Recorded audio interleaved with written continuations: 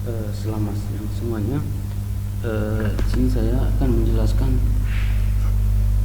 materi yang saya telah berikan di Classroom dalam berupa modul, yaitu bab 6, penerapan produksi dan pelayanan usaha.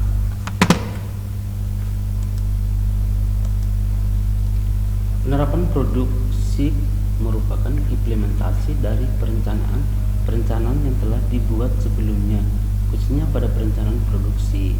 Jadi maksudnya di sini, ketika kita membuat suatu produk yang akan kita jual, tentu kita akan telah membuat perencanaan yang matang, di mana nanti tujuannya untuk menghasilkan produk yang baik atau bisa laku di mata konsumen, yaitu kita akan merencanakan yang sangat matang. Makanya perlunya penerapan produksi.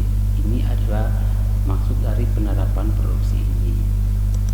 Next. Nah, di sini saya telah membuat sebuah tabel, yaitu contoh di mana kita akan mempersiapkan standar kebutuhan bahan baku.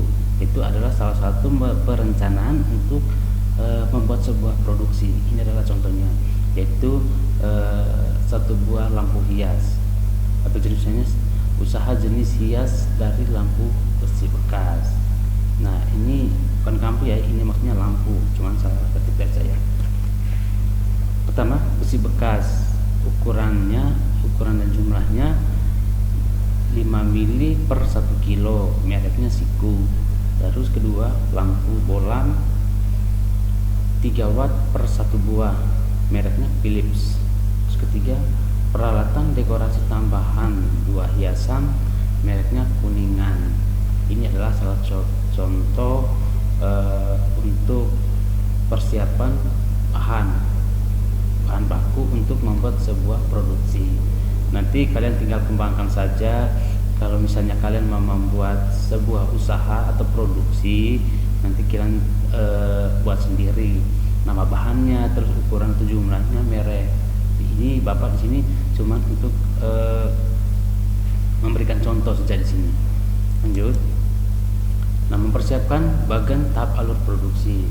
Yang pertama itu belanja bahan, kedua persiapan bahan, 3 pemotongan bahan, 4 perakitan bahan, 5 finishing pengepakan.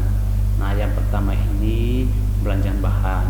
Otomatis dong kalau misalnya kita membuat produksi yang teruskan, kita membutuhkan bahan baku, yaitu kita perlu siapkan.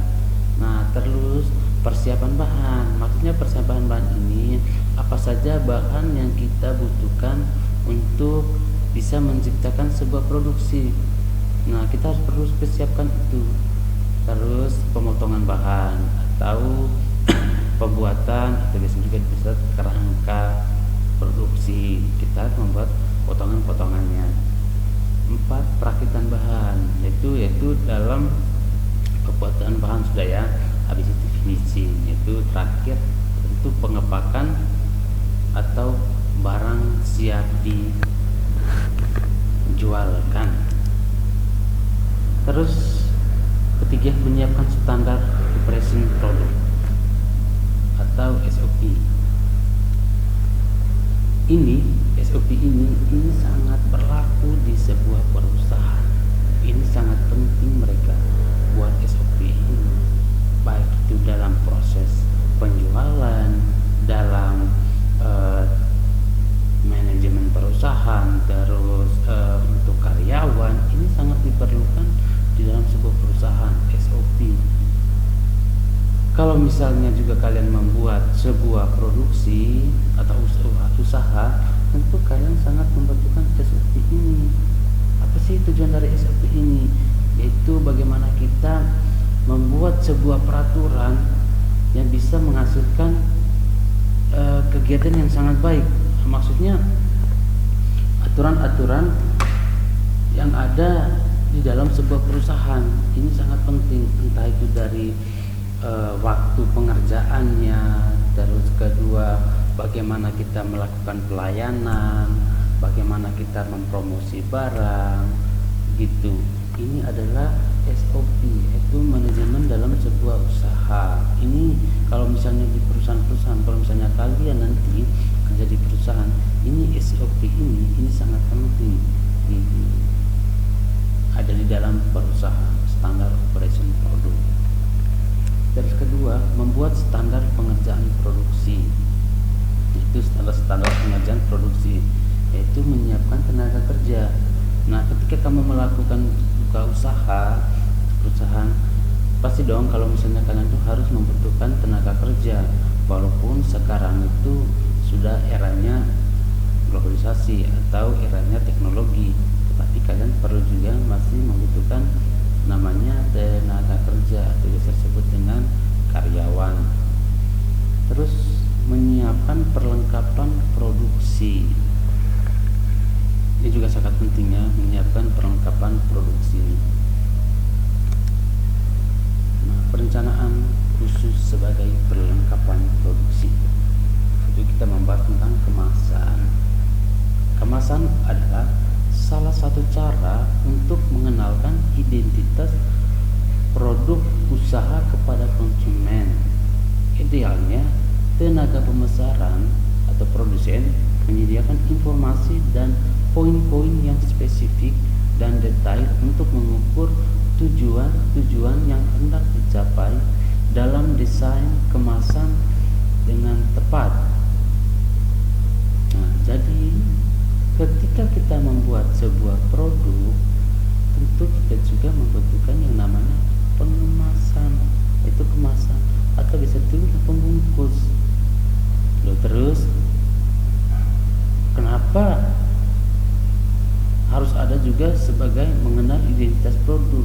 Ya tentu karena di luar kemasan itu kita pasti menulis menulis nama produk kita, label kita.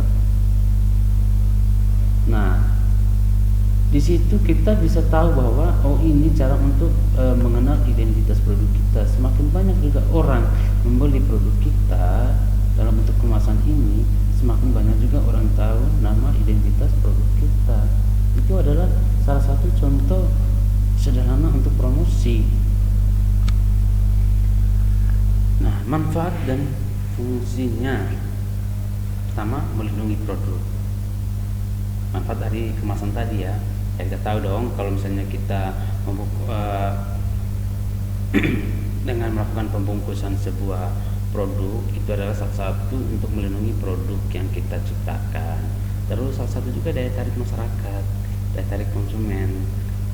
Semakin bagus juga kemasan yang kita buat, otomatis minat masyarakat juga, konsumen juga semakin tinggi. Terus promosi. Nah, kenapa ada sangkutannya dengan promosi? Contohnya tadi kita itu adalah mengenal identitas, itu salah satu promosi. Terus kedua juga bisa juga kita memberikan informasi atau poin-poin tentang produk kita. Tetapi kalau misalnya kita menjelaskan informasi poin-poin yang spesifik dari produk kita atau mempromosikan barang kita, itu tidak boleh lebih-lebihkan. Maksudnya lebih-lebihkan ini adalah tidak sesuai dengan barang yang kita produksi, dengan promosi yang kita berikan ke konsumen. Jangan sampai nanti ketika konsumen membeli barangnya tidak sesuai dengan apa yang kita promosi. Itu untuk sekarang ya, untuk era-era kita sekarang itu banyak orang itu mengenalkan dia punya produk, menjelaskan dia punya produk sangat berkualitas, sangat baik, ternyata barangnya KW. Itu. Nah, itu otomatis produk yang dia buat itu tidak akan lama, saya jamin. Karena kita sudah tahu barangnya ternyata tidak sesuai dengan dia promosikan kemarin, katanya begini, ternyata sebenarnya begini. Nah, seperti itu. Nah, kembali lagi kita identitas produk. Nah, itu bagaimana kita mengenal untuk identitas produk kita. Yang jelas di luar kemasan itu ada tulisan, yaitu tulisan nama produk kita. Kembali lagi tadi pengertian kemasan. Terus selanjutnya menunggu keputusan belanja, diferensial. perencanaan desain produk, perencanaan distribusi produk. Maksudnya perencanaan distribusi produk ini tergantung besar kecilnya kemasan yang kita buat ya, gitu.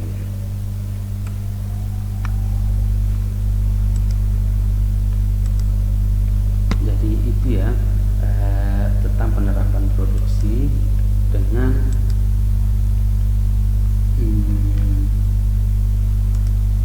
perencanaan khusus sebagai perlengkapan produksi. Nah, ini saya cuma menjelaskan bagian-bagiannya saja. Untuk lebih jelasnya untuk materi ini itu di modul kajian, karena saya sudah membuat semua rangkuman-rangkuman tadi di modul. Gitu. Kebetulan juga ini kan membuat video ini cuma sekian menit saja, tidak bisa lama seperti yang kita biasa di dalam kelas. Nah, kalau misalnya kalian belum paham dengan penjelasan saya ini, kalian boleh nanti memberi pertanyaan di kolom komentar